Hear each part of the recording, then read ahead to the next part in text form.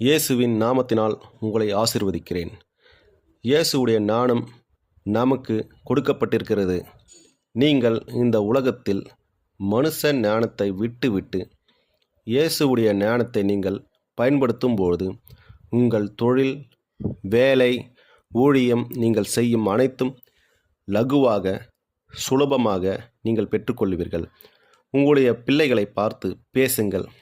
ஸ்கூலாக இருக்கட்டும், காலேஜாக இருக்கட்டும், அல்லது வேறு முதன்மையான படிப்பு படித்து கொண்டிருந்தால் நீங்கள் அவர்களை பார்த்து பேசுங்கள்.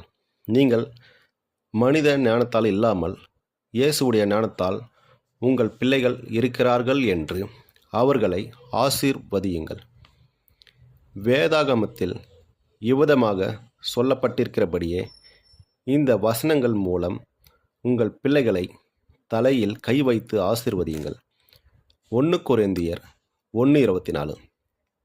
ஆகிலும் யூதரானாலும் கிரேக்கரானாலும் எவர்கள் அழைக்கப்பட்டிருக்கிறார்களோ அவர்களுக்கு கிறிஸ்து தேவபலனும் தேவ ஞானமாயிருக்கிறார்.